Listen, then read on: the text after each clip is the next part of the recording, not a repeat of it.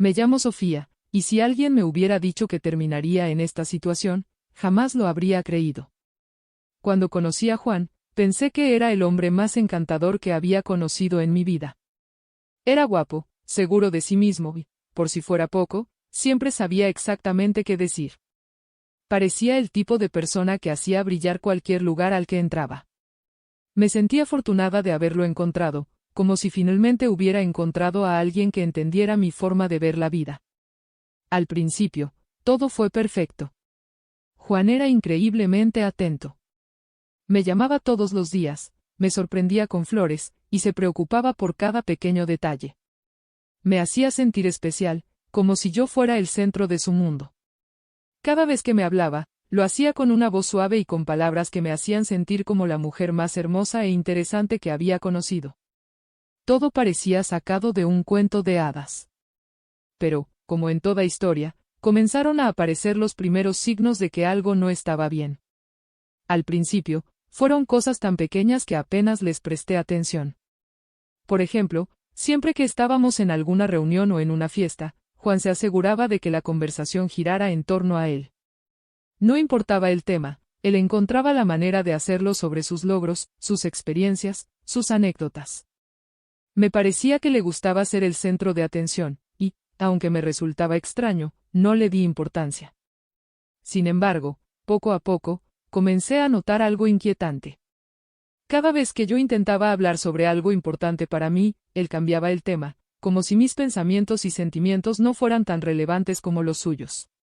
Empecé a sentir que lo único que importaba en nuestra relación era lo que él quería, lo que él pensaba, y lo que él necesitaba. Y aún así, lo dejé pasar. Un día, mientras estábamos en una cena con unos amigos, surgió un tema de conversación que realmente me interesaba. Apenas comencé a hablar, Juan me interrumpió, con una sonrisa en los labios, pero con un tono que me dejó helada. Sofía, amor, creo que esto no es tan relevante para los demás. ¿Por qué no dejamos que ellos hablen? Dijo, riendo suavemente, como si fuera una broma. Mis amigos se quedaron callados, y yo también. Sentí una mezcla de vergüenza y rabia, pero no dije nada. Esa noche, en casa, traté de hablar con él sobre lo que había pasado, pero lo tomó a la ligera, como si no fuera algo importante. Estás exagerando, Sofía. Solo quería que la conversación fuera interesante. No es para tanto, me dijo, con una calma que solo me hizo sentir más frustrada. Desde ese momento, comenzó a suceder con más frecuencia. No importaba si era con amigos, con mi familia o incluso cuando estábamos solos. Cada vez que yo tenía algo que decir, él encontraba la manera de hacerme callar, de minimizar lo que yo sentía, de hacerme sentir que mis opiniones y pensamientos eran menos importantes que los suyos. Pero lo peor era que, poco a poco, comencé a creerle. Empecé a pensar que quizás tenía razón, que mis opiniones no eran tan interesantes o importantes. A medida que avanzaba nuestra relación, Juan comenzó a criticar más cosas sobre mí. De repente, cualquier comentario se convertía en una oportunidad para recordarme que yo no era tan especial como creía. Cuando me arreglaba para salir, me decía que estaba demasiado arreglada y que no necesitaba llamar la atención. Si quería vestir algo diferente, me hacía comentarios sobre cómo ciertas prendas no me favorecían.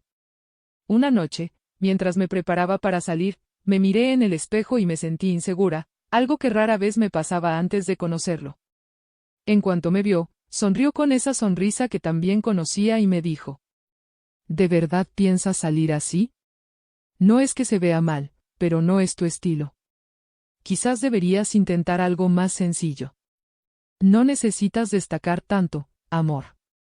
Sentí que algo dentro de mí se apagaba. Cada comentario, cada crítica, se había convertido en una carga que llevaba a todas partes, como si siempre caminara con un peso en los hombros. A veces, incluso, llegué a cuestionarme si realmente yo era la persona que él describía, si era tan insuficiente y poco interesante como él insinuaba. Comencé a distanciarme de mis amigos. No quería hablar con ellos sobre mi relación porque, en el fondo, sentía vergüenza. Me daba miedo que no entendieran o que me dijeran que estaba exagerando. Pero la verdad era que, poco a poco, Juan me había aislado de todo y de todos. Su crítica y desprecio eran constantes, y yo estaba cada vez más atrapada en su red, sin saber cómo escapar. Una tarde, decidí visitar a mi amiga Paola, una de las pocas personas con las que todavía mantenía contacto. No le había contado mucho sobre lo que estaba pasando con Juan, pero necesitaba desahogarme. Apenas me vio, Paola notó que algo no andaba bien. «Sofía, ¿estás bien?» «Te noto distinta», me dijo, con una expresión preocupada. Por un momento, no supe qué decirle. Me mordí el labio, pensando en todas las cosas que había callado, en todas las noches en las que había llorado en silencio, en todas las veces que había fingido que estaba bien cuando, en realidad, me sentía cada vez más vacía. Finalmente, decidí hablar. Le conté sobre cómo Juan me hacía sentir, sobre cómo me humillaba y despreciaba mis opiniones, sobre cómo había llegado a convencerme de que mis sentimientos no tenían valor. Paola me escuchó sin interrumpir, y cuando terminé, me miró con una tristeza que me partió el alma. «Sofía, eso no es amor. Alguien que te ama no te hace sentir así. Tú eres una mujer increíble, con sueños y talentos propios. No dejes que él te haga dudar de eso. Mírate en el espejo, y recuerda quién eres de verdad». Sus palabras me golpearon con fuerza. Había olvidado quién era. Había permitido que Juan definiera mi valor, que decidiera por mí. Por primera vez en meses, me miré a mí misma sin los ojos de él, sin sus juicios, y me di cuenta de lo mucho que había cambiado, de lo mucho que había perdido por estar con alguien que nunca iba a valorar mi verdadero yo. Esa noche, volví a casa con una nueva determinación. Sabía que el camino no sería fácil, pero entendí que no podía seguir viviendo a través de la perspectiva de Juan. No podía continuar tratando de encajar en su imagen, de ser la versión de mí que él quería. Tenía que recuperar mi identidad, mi voz, y la fuerza para volver a ser yo misma. Mirándome en el espejo, prometí que haría lo necesario para encontrar de nuevo a la mujer que una vez fui. Me prometí a mí misma que no volvería a dejar que alguien definiera mi valor. Sabía que la decisión que debía tomar no sería sencilla, pero ahora tenía claro que valía la pena luchar por mi libertad, mi dignidad y mi felicidad. Después de aquella conversación con Paola, no pude evitar reflexionar sobre todo lo que había dejado pasar. Me di cuenta de que había permitido que Juan me cambiara, que me transformara en alguien completamente diferente a la mujer que solía ser. Esa noche, mirándome en el espejo, entendí que había llegado el momento de recuperar mi vida. A la mañana siguiente, me armé de valor para hablar con Juan. Sabía que no sería una conversación fácil, pero necesitaba que él supiera cómo me había hecho sentir y cómo había destruido mi confianza. Cuando él llegó del trabajo, me senté frente a él y respiré profundamente. «Juan, tenemos que hablar», le dije con la voz firme, aunque sentía los nervios en cada parte de mi cuerpo. Él me miró con esa mezcla de desprecio y superioridad que también conocía. «¿Y ahora qué pasa, Sofía? Siempre estás quejándote de algo», me respondió, sin siquiera intentar disimular su fastidio. Por un momento, dudé. ¿De verdad quería enfrentarme a él? Pero pensé en todas las veces que me había hecho sentir menos, en las noches en las que había llorado en silencio, y sentí que ya no podía callar. «Juan, no sabes cómo me han lastimado tus palabras. Me has hecho sentir como si yo no valiera nada, como si mis pensamientos y sentimientos no importaran. Me has hecho dudar de mí misma, y estoy cansada de vivir así», le dije, con la voz quebrada, pero sin apartar la mirada. Al escucharme, él se rió, como si lo que yo decía fuera absurdo. «¿De verdad crees que es mi culpa que te sientas así? No tienes idea de lo exagerada que eres. Solo te he dicho la verdad. No es mi problema que no puedas aceptar una crítica», me dijo, con un tono tan frío que casi me hizo dudar de nuevo. Pero esta vez, algo dentro de mí cambió. Su respuesta me hizo ver que nunca asumiría responsabilidad, que nunca admitiría el daño que había causado. Y en ese momento, comprendí que no había nada más que hablar. Era inútil esperar que alguien como él valorara mis sentimientos o se preocupara por mi bienestar. «Tienes razón, Juan. El problema no eres tú. El problema es que he permitido que alguien como tú controle mi vida, que me haga dudar de mi valor. Pero eso se acabó.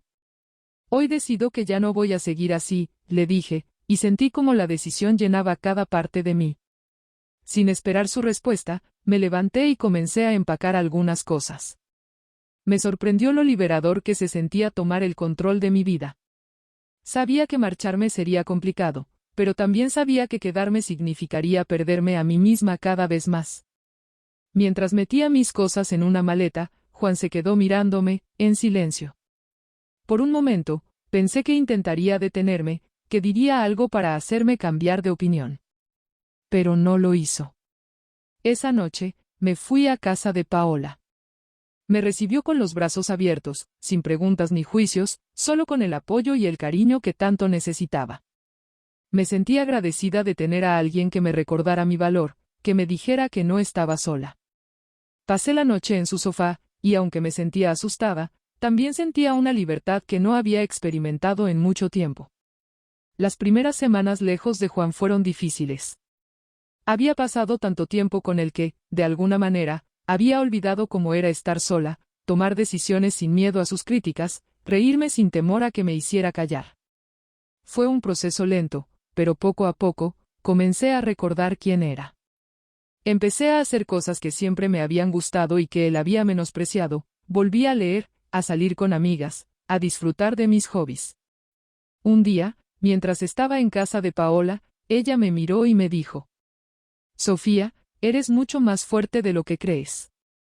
Estoy orgullosa de ti. Esas palabras me hicieron sonreír. Me di cuenta de que, a pesar de todo el dolor, había recuperado algo mucho más importante, mi dignidad. Con el tiempo, empecé a hablar abiertamente sobre mi experiencia, a compartirla con otras personas. Descubrí que había muchas mujeres que, como yo, habían pasado por situaciones similares. Cada vez que compartía mi historia, sentía que me liberaba un poco más. Comprendí que el verdadero amor no te hace sentir pequeño, ni menos, ni te obliga a esconder quién eres. El verdadero amor te impulsa a crecer, a brillar, a ser tú mismo. Y, sobre todo, entendí que no debía conformarme con menos de lo que merecía, que mi valor no dependía de la aprobación de nadie más que de mí misma.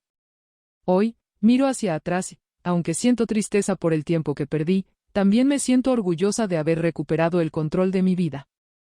Aprendí que las palabras pueden ser tan destructivas como cualquier otra forma de abuso, y que nadie tiene el derecho de definir mi valor.